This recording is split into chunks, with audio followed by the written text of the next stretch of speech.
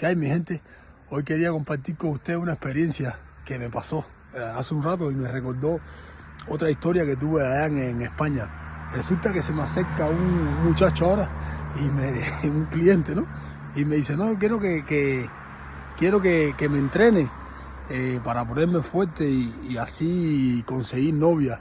Y yo me reía, ¿no? Porque me acordé de una historia allá en España. Cuando yo trabajaba en España, tenía un compañero de trabajo que se sentía mal, le veo la cara así que como que estaba triste, ¿no? Y yo, dime, hombre, ¿qué te pasa? Y dice, no, tío, como hablo en los españoles, no, tío, es que mi mujer me engañó y me pegó los tarros. Y yo me quedé así porque en Cuba, para un cubano decirte que le pegaron los tarros, el cubano es muy complejista para eso, ¿no? Pero el español es así, muy libre, ¿no? En este sentido. Y yo le digo, pero ¿cómo es eso? ¿Cómo que te engañó? Y dice, sí, no es la primera vez, pero yo la perdoné la otra vez, pero esta vez sí creo que no la voy a perdonar más. Y le digo, hombre, claro que no, búscate a otra. Tú eres joven, un tipo, ¿tú me entiendes? Alto, joven, no tienes que hacer eso.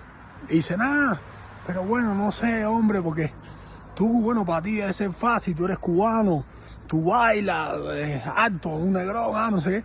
Y yo le digo, no, mi hermano, no, eso mira, créeme, que no es eso, no es eso. A veces tú mostrarte seguro ante cualquier situación, ante las mismas mujeres, la forma de tú proyectarte, eso atrae más que si tú tienes muchos músculos y tal. Créeme, yo creo que todo el mundo tiene un amigo que feo, y sin embargo tiene muchas novias o tiene muchas.